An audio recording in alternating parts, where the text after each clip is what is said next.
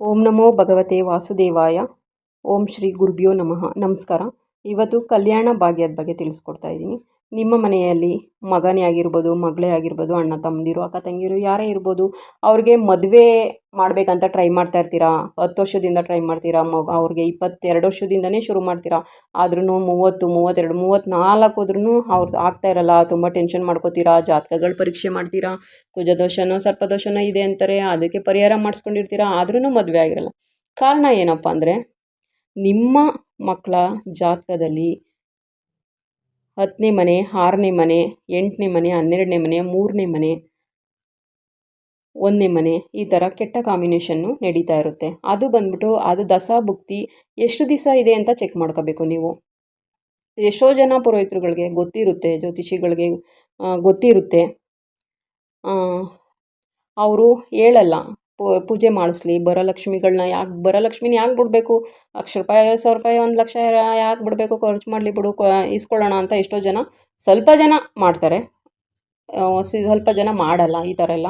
ಆದ್ರೂ ಅದಕ್ಕೆ ನೀವೇನು ಮಾಡಬೇಕಪ್ಪ ಅಂದರೆ, ಆ ದಸಗಳು ಎಷ್ಟು ವರ್ಷ ಇದೆ, 7 ವರ್ಷದ ದಸನ, ಅದು 16 ವರ್ಷದ ದಸನ, 12 ವರ್ಷದ ದಸನ, ಮತ್ತು 18 ವರ್ಷ ದಸ ನಡೀತಾ ಇದ್ದಾಗ ನಿಮಗೆ ಈ ಪ್ರಾಬ್ಲಮ್ ನಡೀತಾ ಇದೆಯಾ, ಈ ದಸದ ಕಾಂಬಿನೇಷನ್ ನಡೀತಾ ಇದೆಯಾ, ಅದನ್ನು ನೀವು ಫಸ್ಟ್ ತಿಳ್ಕೊಬೇಕು. ತಿಳ್ಕೊಂಡು ನೀವು ಹೋಮ ಪೂಜೆ ಪ್ಲಸ್ ಕರೆಕ್ಟ್ ದುಡ್ಡು ಖರ್ಚು ಮಾಡಬೇಕಾ ಯೋಚನೆ ಮಾಡಬೇಕಾಗುತ್ತೆ. ನೀವು ಪೂಜೆ ಮಾಡಿಸ್ಲಿ ಬಿಡಲಿ, ನಿಮಗೆ ಆ ದಸಾಭುಕ್ತಿ ಮುಗ್ದೋದ್ಮೇಲೆ, ಈ ಕೆಟ್ಟ ಕಾಂಬಿನೇಷನ್ ದಸಾಭುಕ್ತಿ ಮುಗ್ದೋದ್ಮೇಲೆ ನಿಮಗೆ ಮದುವೆ ಹಾಗೇ ಆಗುತ್ತೆ.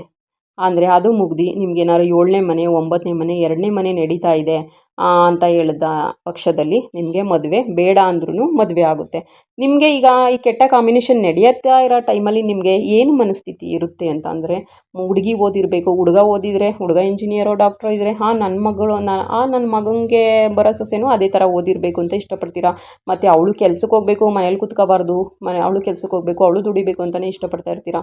ಹುಡುಗ ಕಾರ್ ಇರಬೇಕು ಅಂತ, ಹುಡುಗಿ ಮನೆಯವರಾದರೆ ಕಾರ್ ಇರಬೇಕು, ಸ್ವಂತ ಮನೆ ಇರಬೇಕು, ಬಾಡಿಗೆಗಳು ಬರಬೇಕು, ಮತ್ತು ಹುಡುಗ ಓದಿರಬೇಕು, ಅಪ್ಪ ಅಮ್ಮ ಜೊತೆಲಿ ಇರಬಾರ್ದು, ಸಿಟಿನಲ್ಲಿ ಇರಬೇಕು, ಎಲ್ಲ ಪ್ರತಿಯೊಂದು ಡಿಮ್ಯಾಂಡ್ನು ನೀವು ಮಾಡ್ತಾ ಇರ್ತೀರಾ. ಹಂಗಾಗಿ ನಿಮಗೆ ಆ ಕೆಟ್ಟ ಕಾಂಬಿನೇಷನಲ್ಲೇ ನೀವು ಈ ಡಿಮ್ಯಾಂಡ್ ಎಲ್ಲ ಮಾಡ್ತಾ ಇರ್ತೀರಾ. ಈ 10ನೇ ಮನೆ ನಡೀತಾ ಇರಬೇಕಾದ್ರೆ 6, 12, 8 ಈ ಥರ ಎಲ್ಲ ನಡೀತಾ ಇರಬೇಕಾದ್ರೆ ನೀವು ಡಿಮ್ಯಾಂಡ್ಗಳು ಜಾಸ್ತಿ ಮಾಡ್ತೀರಾ. ಮತ್ತು ಮದುವೆ ಹಂತಕ್ಕೆ ಬರುತ್ತೆ, ಕಿತ್ತೋಗ್ಬಿಡುತ್ತೆ. ನಿಮ್ಮ ಮಾತುಕತೆಯಲ್ಲೇ ಇಷ್ಟಗಳಾಗಲ್ಲ, ಒಬ್ರಿಗೊಬ್ರು ಇಷ್ಟ ಆಗಲ್ಲ, ಕಿತ್ತೋಗ್ತಾರೆ. ಮತ್ತು 3ನೇ ಮನೆ ಈ ಕಾಂಬಿನೇಷನ್ ಜೊತೆಗೆ ನಿಮಗೆ 3ನೇ ಮನೆ 8, 12 ಏನೋ ಬಂತು ಅಂದರೆ, ಅಕ್ಕಪಕ್ಕದವ್ರನ್ನೇ ಅರ್ಧ ನಿಮ್ಮ ಮನೆಗೆ ಬರೋಕ್ಕೆ, ಗಂಡರು ನಿಮ್ಮ ಮನೆಗೆ ಬರೋಕ್ಕೆ, ಇಲ್ಲ ಹೆಣ್ಣರು ನಿಮಗೆ ಒಂದು ವರ ತೋರಿಸೋದಕ್ಕೇ ಭಯ ಪಡ್ತಾರೆ. ಮತ್ತು ಕಿತ್ತಾಕ್ಬಿಡ್ತಾರೆ, ಯಾವ ಹುಡುಗ ಸರಿ ಇಲ್ಲಪ್ಪ, ಯಾವ ಹುಡುಗಿ ಸರಿ ಇಲ್ಲಪ್ಪ, ತುಂಬ ಡಿಮ್ಯಾಂಡ್ಗಳು ಅವರೆಲ್ಲ. ಒಳ್ಳೆ ಛತ್ರದಲ್ಲಿ ಮದುವೆ ಮಾಡಿಕೊಡು ಅಂತಾರೆ, ಬೆಳ್ಳಿ ತಟ್ಟೆ ಬೆಳ್ಳಿ ಲೋಟ ಅಂತಾರೆ, ವರದಕ್ಷಿಣೆ ಬೇಕು ಅಂತಾರೆ, ಏನೋ ಒಂದು ಮನೆ ಗಿಫ್ಟ್ ಕೊಡಬೇಕಂತೆ, ಕಾರ್ ಕೊಡಬೇಕಂತೆ, ಈ ಥರ ಎಲ್ಲ ಡಿಮ್ಯಾಂಡ್ಗಳು ಜಾಸ್ತಿಯಪ್ಪ ಅಂದ್ಬಿಟ್ಟು ಬರೋ ವರಗಳನ್ನ ಬರ್ದಂಗೆ ತಡೆಗಟ್ತಾರೆ. ತುಂಬ ನಿಮಗೆ ವಯಸ್ಸು ಆಗ್ಬಿಡುತ್ತೆ. ಆವಾಗ ನಿಮಗೇನೆ ಭಗವಂತ ಮನಸ್ಥಿತಿ ಕೊಡ್ತಾನೆ, ಅಯ್ಯೋ ಯಾವುದೋ ಒಂದು ಹುಡುಗಿ ಆದರೆ ಸಾಕಪ್ಪ, ಯಾವುದೋ ಒಂದು ಹುಡುಗಿ ಅಂತ ಇದ್ರೆ ಸಾಕು, ಅವಳು ಕೆಲ್ಸಕ್ಕೆ ಹೋಗದಿರು ಪರವಾಗಿಲ್ಲ, ದುಡ್ಡು ವರದಕ್ಷಿಣೆ ನಡೀತದೆ, ಮದುವೆ ಆದರೆ ಸಾಕು ಅನ್ನೋ ಪರಿಸ್ಥಿತಿಗೆ ಭಗವಂತ ತರ್ತಾನೆ. ಯಾಕೆ ಅಂದರೆ 10ನೇ ಮನೆ ನಿಮ್ಮನ್ನ ಹಾಗೇನೆ ಆಟ ಆಡಿಸ್ಬಿಡುತ್ತೆ. 10, 6ನೇ ಮನೆ ನಿಮಗೆ ಕಿವಿ ಇಟ್ಕೊಳ್ಳೋದರ ಮಾಡಿ, ನೆಕ್ಸ್ಟ್ ನಿಮಗೆ ದಸ 2ನೇ ಮನೆ 9, 7ನೇ ಮನೆ ಬಂದಾಗ ನಿಮ್ಗೆ 100% ಮದುವೆ ಆಗುತ್ತೆ. ಆವಾಗ ನೀವು ಆಗ್ತೀರಾ. ಈ ಥರ ತೊಂದರೆಗಳಿದ್ದ ಪಕ್ಷದಲ್ಲಿ ನೀವು ಸಿಂಪಲ್ಲು ಏನು ಮಾಡಬೇಕಪ್ಪ ಅಂದರೆ, ನಿಮ್ಮ ಜಾತಕದಲ್ಲಿ ಪರಿಶೀಲನೆ ಮಾಡಿಸ್ಕೋಬೇಕು. ಯಾವಾಗ 2ನೇ ಮನೆ 9ನೇ ಮನೆ ಇದೆಯಾ, 2ನೇ ಮನೆ ನಡೀತಾ ಇದೆಯಾ, ಮತ್ತು 7ನೇ ಮನೆ ನಡೀತಾ ಇದೆಯಾ, ಯಾವಾಗ ಬರ್ತಾ ಇದೆ, ಯಾವ ಕಾಂಬಿನೇಷನಲ್ಲಿ, ಎಷ್ಟನೇ ವರ್ಷದಲ್ಲಿ, ಎಷ್ಟನೇ ತಿಂಗಳಲ್ಲಿ ಬರ್ತಾ ಇದೆ, ಅದನ್ನು ನೀವು ಸ್ವಲ್ಪ ಚೆಕ್ ಮಾಡಿಸ್ಕೋಬೇಕು. ಅದನ್ನು ಚೆಕ್ ಮಾಡಿಸ್ಕೊಂಡು ಆ ಟೈಮ್ಗಳಲ್ಲಿ ನೀವು ಒಂದು ಹುಡುಗಿನೋ ಹುಡುಗನೋ ನೋಡೋಕ್ಕೆ, ಆ ವರಗಳು ನಿಮ್ಮ ಮನೆಗೆ ಬರೋ ಥರ ಮಾಡ್ಕೊಳ್ಳಿ. ಮತ್ತು ಮಾತುಕತೆಗೆ ಆ ತಿಂಗಳಲ್ಲಿ ಆ ಭುಕ್ತಿಗಳಲ್ಲೇ ನೀವು ಮಾತುಕತೆನ ಮಾಡ್ಕೊಳ್ಳಿ. ಪಕ್ಕ ಆ ಟೈಮ್ಗಳಲ್ಲಿ ನಿಮಗೆ ಮದುವೆ ಆಗುತ್ತೆ. ಯಾವ ಗ್ರಹಗಳಲ್ಲಿ, ಈಗ ಯಾವ ದಸ ಮತ್ತು ಆ ದಸದು ಯಾವುದು ಗ್ರಹ, ಆ ಗ್ರಹದ ಬಟ್ಟೆ ಅಂದರೆ ಆ ಗ್ರಹಗಳಿಗೆ ಸಂಬಂಧಪಟ್ಟ ಬಟ್ಟೆಗಳಿರುತ್ತೆ, ಮತ್ತು ಆ ಗ್ರಹಗಳಿಗೆ ಸಂಬಂಧಪಟ್ಟ ಧಾನ್ಯಗಳಿರುತ್ತೆ, ಮತ್ತು ಅದನ್ನು ನೀವು ಹಾಕಬೇಕಾಗುತ್ತೆ. ಬಟ್ಟೆನ ಅದಕ್ಕೆ ಸಂಬಂಧಪಟ್ಟಿದ್ದ ಕಲರ್ನ ನೀವು ಅದೇ ಬಟ್ಟೆನ ಹಾಕ್ಕೊಂಡು ಒಂದು ಹುಡುಗನೋ ಹುಡುಗಿನೋ ನೋಡೋ ಸಮಯದಲ್ಲಿ ಧರಿಸ್ಬೇಕಾಗುತ್ತೆ. ಮತ್ತು ಧಾನ್ಯಗಳ ಬಂದ್ಬಿಟ್ಟು ಆ ಗ್ರಹ ಸಂಬಂಧಪಟ್ಟಿದ್ದ ಧಾನ್ಯನ ನೀವು ಬೇರೆ ಯಾರಿಗೂ ದಾನ ಮಾಡಬಾರ್ದು. ನಿಮಗೆ ಮದುವೆ ಯೋಗದ ಕಾಂಬಿನೇಷನ್ ಇರೋ ಗ್ರಹದ ಧಾನ್ಯಗಳು ಮಾತ್ರ ನೀವು ಬೇರೆಯವರಿಗೆ ದಾನ ಮಾಡಬಾರ್ದು, ಕೊಡಬಾರ್ದು. ಮತ್ತು ಲಕ್ಷ್ಮೀನಾರಾಯಣ ಸ್ವಾಮಿ ಮಂತ್ರಗಳನ್ನ ನೀವು ಒಂದು 1,00,000 ಸರಿಯಾದರೂ ಹೇಳ್ಬೇಕಾಗುತ್ತೆ. ಓಂ ಶ್ರೀ ಲಕ್ಷ್ಮೀನಾರಾಯಣ ನಮಃ, ಓಂ ಶ್ರೀ ಲಕ್ಷ್ಮೀನಾರಾಯಣ ನಮಃ.